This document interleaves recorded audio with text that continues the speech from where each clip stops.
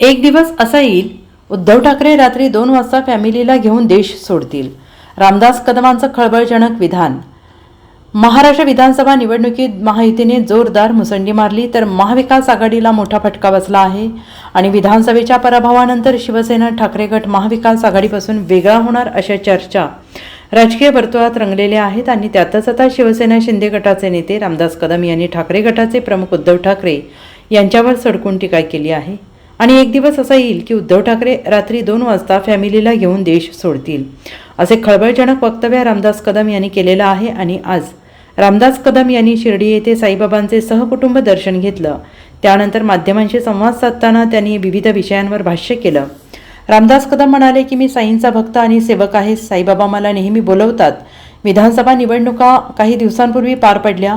शिवसेना, भाजप आणि राष्ट्रवादीला मोठ्या प्रमाणात यश मिळालेलं असून पुढील 2 दिवसात सरकार स्थापन होणार आहे.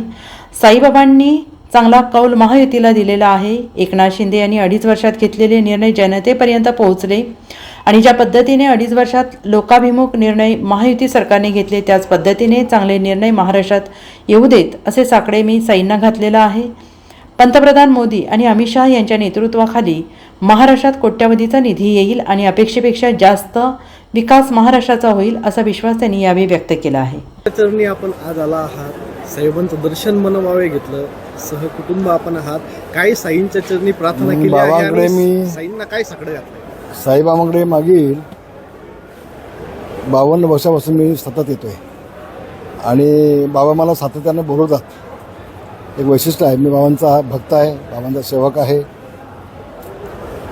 आज नुकतीच आता विधानसभेच्या निवडणुका झालेल्या आहेत आणि मोठ्या मतानं शिवसेना, भाजप, राष्ट्रवादीचं शासन आलेलं आहे किंवा 2 सामध्ये येणार आहे असं म्हणू आपण. पण बाबांनी एक चांगला कौल दिला. 2.5 वर्षामध्ये एकनाथजी शिंदे यांच्या शासनानं जे निर्णय घेतलेत लोकाभिमुख असे, ते जनतेपर्यंत पोचले. मग ती लाडकी बहीण योजना असू देत किंवा अन्य योजना असू देत, भरभरून लोकांनी कौल दिलं, प्रचंड मतं दिली. मोठ्या मताधिकाने अनेक उमेदवार शिवसेना, भाजपाचे, राष्ट्रवादीचे निवडून आलेले आपण पाहिलेत.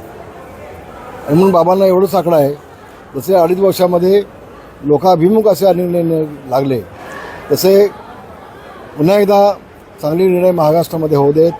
विशेषतः महाराष्ट्राची बेरोजगारी संपली पाहिजे अशी माझी मनपूर्वक इच्छा आहे. बाबांना साकडं घातलं आहे आणि मला विश्वास आहे या शासनाच्या पाठीमागे आदरणीय मोदीसाहेब, आदरणीय शहासाहेब असल्यामुळं कोट्यावधीचा निधी केंद्र शासनामधून महाराष्ट्रामध्ये येईल आणि अपेक्षापेक्षा महाराष्ट्राचा विकास होईल असा माझा विश्वास आहे. जनतेकडून सर्वात जास्त लोकप्रिय मुख्यमंत्री म्हणून एकनाथ शिंदे साहेबांना बघितलं जात होतं. एकनाथ शिंदे साहेबांसाठी प्रार्थना तुम्ही साईंच्या चरणी केली का? पुन्हा एकदा ते मुख्यमंत्री कसं आहे बघा, मुख्यमंत्री एकनाथ शिंदे यांनी दिवसरात्र काम केलं. देशामध्ये अनेक मुख्यमंत्री असतील आहेत, पण अगदी 18, 19, 20 तास काम करणं मुख्यमंत्री महाराष्ट्राने पहिल्यांदा पाहिलं. चांगलं काम केलं. मागच्या वेळेला देखील आमचा आकडा कमी असताना देखील आदरणीय भाजपाच्या वरिष्ठ नेत्यांनी आम्हाला संधी दिली, एकनाथ शिंदेंना संधी दिली. आता भाजपचे 133 आमदार स्वतःचे आहेत, त्यांचे आणखी आहेत पुन्हा. तर आम्ही किती मागावं, काय मागावं याचं देखील भान आम्ही ठेवला पाहिजे. आमची इच्छा सगळ्यांचीच आहे एकनाथ शिंदे मुख्यमंत्री व्हावे त्याबाबत, पण शेवटी त्यांनाही त्यांचा पक्ष चालवायचा आहे. आणि म्हणून भाजपाचा वरिष्ठ नेते मग शहासाहेब, मोदीसाहेब जो निर्णय घेतील तो 100% आम्हा सगळ्यांना मान्य असेल, कुठेही मतभेद नसतील. मवियाने पराभवानंतर EVM मशीनवर खापर फोडला. कसं आहे मला सांगा, लोकसभेमध्ये त्यांना 4 जागा मिळाल्या, त्यांच्या आधी खासदार निवडून आले, तेव्हा त्यांनी मशीनवरती कुठं खापर फोडलं का? नाही आहे. आपल्या बाजून निकाल लागला की मशीन चांगली आहेत, आपल्या विरोधात निकाल लागला की मशीन वाईट आहेत. हे सातत्यानं काल सुप्रीम कोर्टात देखील सांगितलं की हे सांगितलं ना. आणि म्हणून फक्त अपयश आपलं झाकण्यासाठी त्या बिचाऱ्या मशीनला ते दोष देत आहेत. हे निकालच खोटं, चुकीचं, दिशाभूल करण्याचं आहे महाराष्ट्र असं म्हणेल. संजय राऊतांचे जे वक्तव्य वेळोवेळी होते त्यामुळे मवियाला कुठेतरी अपयश आलं आहे. संजय राऊतांनी अधिक चांगलं आणखी बोललं पाहिजे अशी माझी मनापासून इच्छा आहे. धन्यवाद. एकीकडे शिवसेनेला किती मंत्रिपद मिळतील, किती आम्हाला कुठेही मतभेद नाही आहेत. तिघही नेते एकत्र बसतील, तिघांमध्ये जो निर्णय होईल तो आम्हाला सगळ्यांना मान्य असेल. कुठेही मतभेद आपल्याला पाहायला मिळणार नाही. मुख्यमंत्री भाजपचाच असावा अशी देखील मागणी भाजपच्या आमदारांकडनं केली जाते हे आहे. बघा, या प्रत्येक दिल्लीचा- पक्षाला वाटतं, राष्ट्रवादीच्या लोकांना वाटतं दादा मुख्यमंत्री व्हावेत, शिवसेनेच्या आमदारांना वाटतं एकनाथ शिंदे मुख्यमंत्री व्हावेत, आमदारांना अख्ख्या महाराष्ट्राला वाटतंय.